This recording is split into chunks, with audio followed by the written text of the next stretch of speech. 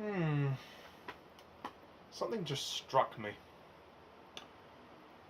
I wonder what would happen, or how this story would turn out, if it was called the Krotons. I would imagine it would be something along the lines of the Doctor, Jamie, and Zoe being turned into Krotons and being tortured. Concentrate.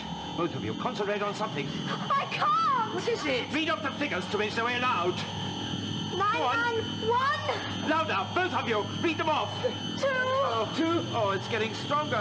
3! Oh, dragging me. 4! Oh, concentrate, both of you. 5! Oh, it's too strong. 6! It's too powerful. 7! Just a theory.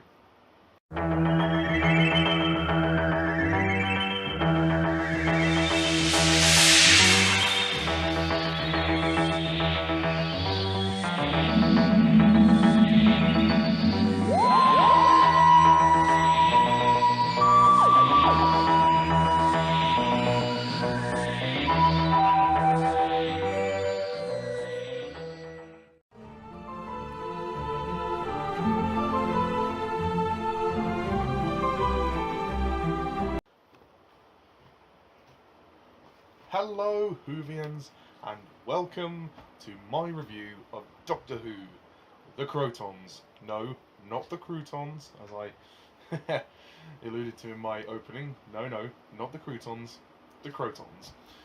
Okay, so, the Krotons. This is the 4th story in the 6th season of Doctor Who, which is the 3rd and final season of Patrick Troughton's Doctor. This is a 4-part story. It is the 47th Doctor Who story. Wow, pretty getting soon coming to the big 5-0. So, the Krotons. The basic synopsis of this story is: the TARDIS arrives on the planet of the Gons, who are ruled and taught in a form of self-perpetuating slavery by the alien Krotons. Crystalline beings whose ship, the Dynatrope, crash-landed there thousands of years earlier, after being damaged in a space battle. The Krotons are in suspended animation in a crystalline slurry form, awaiting a time where they can be reconstituted by absorption of mental energy. Periodically, the 2 most brilliant GON students are received into the Dynatrope, nominally to become companions of the Krotons, but in truth have their mental energy drained, after which they are killed. When the second Doctor and Zoe take the students' test, their mental power is sufficient to reanimate the Krotons. The Doctor discovers that their life system is based on tellurium. With the help from the Gond scientist Beta, he destroys them and their ship with an impure form of sulfuric acid. That is essentially the plot of the Krotons. Well, the Krotons. After 2 very good Doctor Who stories, unfortunately, we did not get a hat-trick. The Krotons is by no means a terrible Doctor Who story, but it's just a bit bleh. It's just kind of nothing. It just kind of is, it's just there, it's there, what can I say? I'd say it would be a passable story at best. I don't think this is a complete failure. It's just completely unremarkable. It's just nothing, really. It's a nothing story. I don't really care for the story. I think it's a story that's kind of been done before in different variations. I mean, at least it's not long. I mean, it's an average length. It's 4 parts and it moves along fine. I think the Krotons themselves are part of the problem. They just have this very amateurish, basic design. I mean, their design is ridiculous. It just comes across as kind of silly. And their South African voices that talk like robots. They have this weird, I know the actors must be South African because they have these weird South African accents, and they talk like robots with this kind of voice. Because at first I thought, oh, okay, this is kind of loosely based off the Daleks, and then it occurred to me that they were speaking with accents, with South African accents. Maybe it's just the actors, but I don't know why. They just weren't threatening whatsoever. It's just a little silly, really. Especially there's the moments before we even see the Krotons, where there's the eye that peers out from the hole and is moving towards the Doctor getting his facial recognition, um, which is the end of part 1. It's just a little silly, to be honest.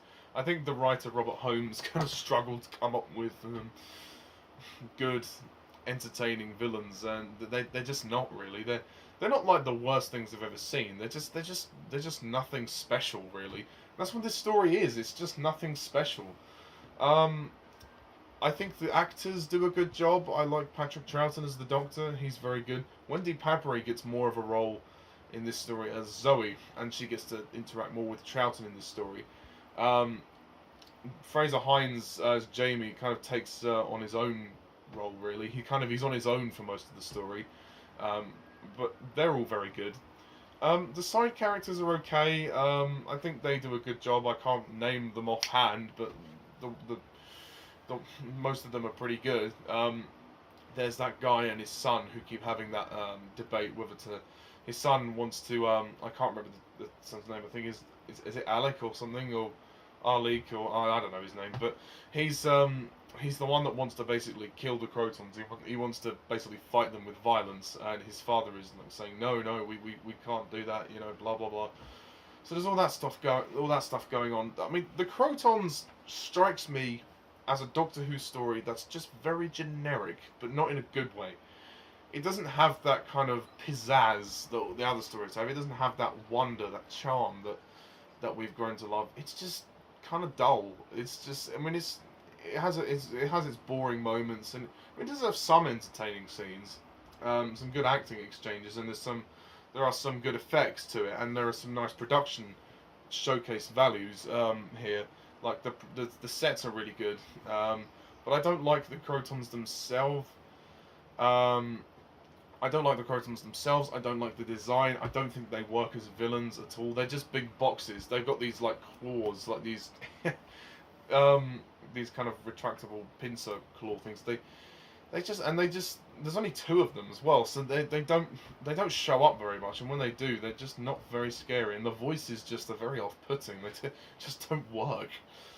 Ultimately, I don't think it's an idea that's really executed well. It's not like it, it's nothing bad. It's okay. I mean, I think there's some passable scenes in this story. Particularly the moment when the Doctor is taking the test, and Zoe is telling him he's doing it wrong. He says, oh, Zoe, she's got a big brain, she has, and sometimes that could be a problem. And she's very clever. He doesn't like being outwitted by Zoe. So there's some nice moments between the characters, but that's all you really get in this story. There's just great character moments and spectacle. Other than that, there's no reason to watch this story other than because it's a part of the Patrick Troughton era. It's after the previous 2 stories, which were really good stories. This is just very par for the course, run of the mill, basic, very meat and potatoes, straightforward with a splash of gravy. You know what you're getting. It's not a classic. God no, it's not a classic by any means. But it's not like the worst thing I've ever seen. It's not the worst Patrick Troughton story I've ever seen. I've seen worse. I held my interest. I stayed with it until the end. So that's got to be said for something. It has, it's not like it's too dull. If it was any longer, then it probably would be too long. But thankfully, it's just the right length of 4 parts. Again, and the direction by David Maloney it's okay. I mean, there's a pretty impressive sequence where debris falls down onto the Doctor. So it has the spectacle, it has the value, the production values of the show, but the story is not there, the script is not there, the villains are not there. It's just missing that Doctor Who magic. It's just not there. So I can't really give this story a good rating. What I will do is I will give this story a pass at 6 out of 10.